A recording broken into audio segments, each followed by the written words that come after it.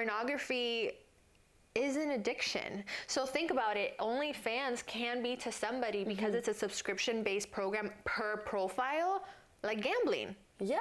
Or like an addiction, like you're addicted to looking at this person. You're addicted to this type of look and this type of fantasy.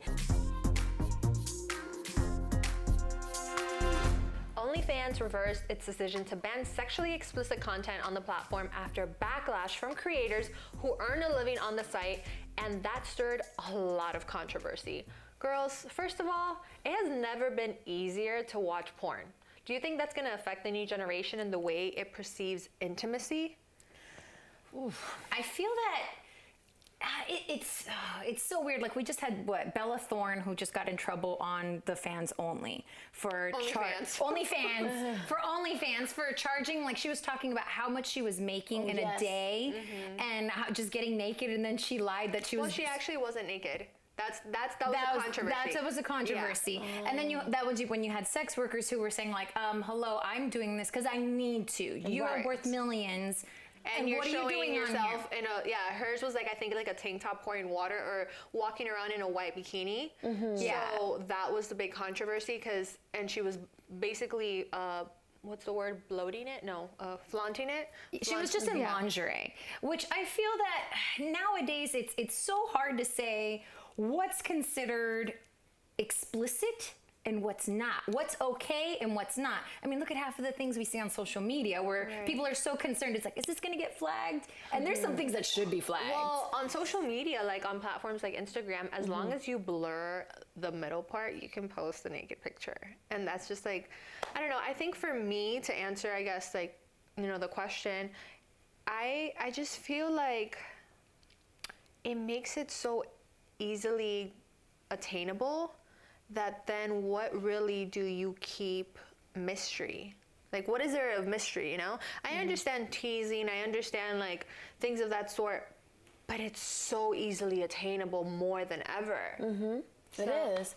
Yeah, I mean, I think people also, even people in relationships, you know, if they're men or, if, you know, even girls that are just engaging in this type of entertainment, they're watching these people just take off their clothes. They look amazing. Like, they have these waterboard abs and like these big butts and big boobs. So I feel like it just affects women's identity. It affects men's identity even. Like, you have to achieve these physical attributes in order to be considered attractive. So I feel like that also really can affect your intimate life. You know, you have these girls that are, like you said, just putting it all out there, and it's just like, wow. Temptation is a mother, and guys will say that and be honest with you. Exactly. So it's like, and I think that also we're in a different kind of society. In Europe, they say we're very prudish, because everything is like, oh, no.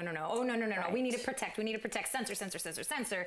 And they're like, wow, you guys are prudes. Versus in Europe, it's art.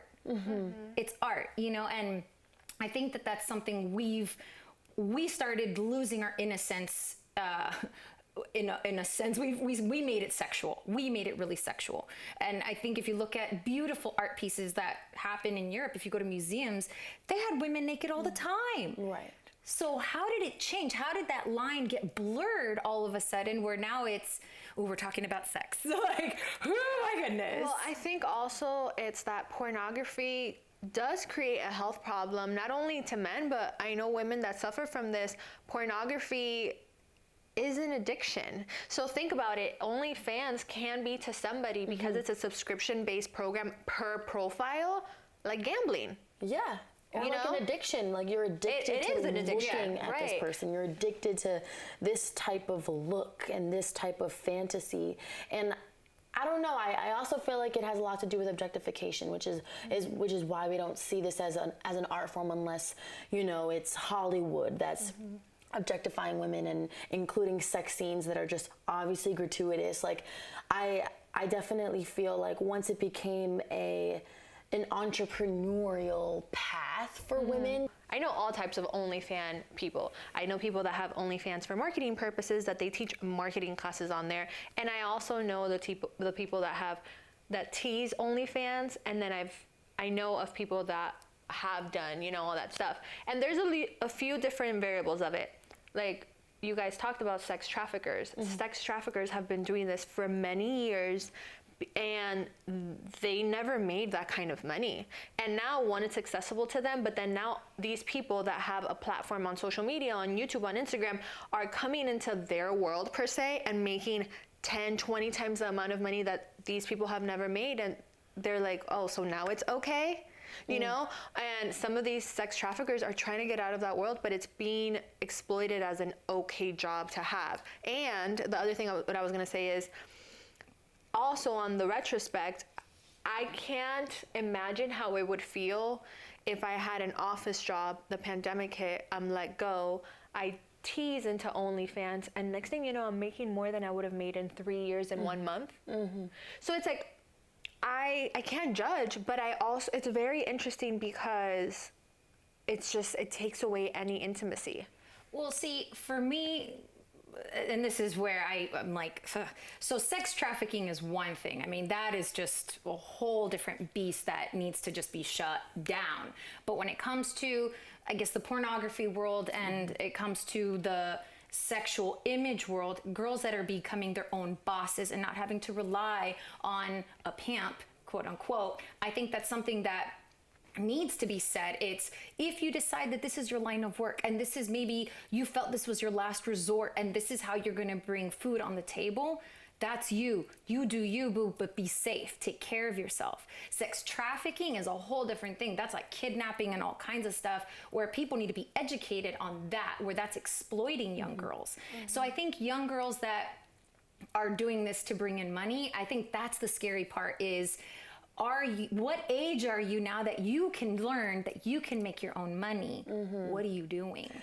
That's where that, what are you doing? And how will this affect you in your future? How will you feel about this, knowing that many people or certain types of people have seen you naked or might have photos of you naked? You know, it's something that you might be okay with now, and making money with now, but what are you gonna do about it later? Once you're 85 years old, I don't know if you're really gonna be on the market like that. So it's kind of something you have to consider. And I mean, to answer that question too, I mean, I honestly respect whatever you wanna do to make your money, as long as it's not hurting anybody else. It's great. But sometimes I'm like, damn, not making your coins. You know?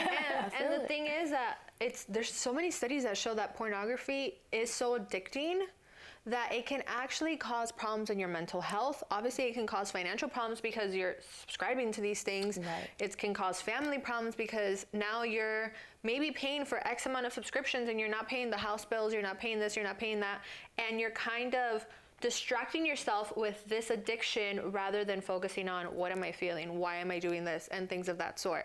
So there's so many studies that show that it's actually really bad. Even at minimum 3 hours a day can actually worsen your brain system. I believe it's like a gray area of your brain. So I believe it. And it's so crazy because I think of also relationships. It's, what are you getting on a screen that you're not getting fulfilled by your partner? That's the question. Right. I think that's the question. It's, have you had those? That's when you have to get into like a deep conversation with your loved one, whoever your significant other is, and be able to say, what is the boundary? Because if you've set this expectation for something that's really, really uncomfortable for your other partner, are you then going to find pleasure elsewhere? Are you going to go elsewhere to get that satisfaction? Right. So I think that's where that hard part's going to be for when there's time for a serious relationship. It's, am I going to be able to meet those expectations? And then because money is so easily attainable, are people not going to want to go the route of medical school, of law school, or marketing school, broadcast journalism, because they're like, this is easy. This is easy. And even though we have a lot more to say, we're running out of time, so we're going to take a quick break. But when we come back, we'll be joined by actor, influencer, and doula Simone Mariposa. Check it out.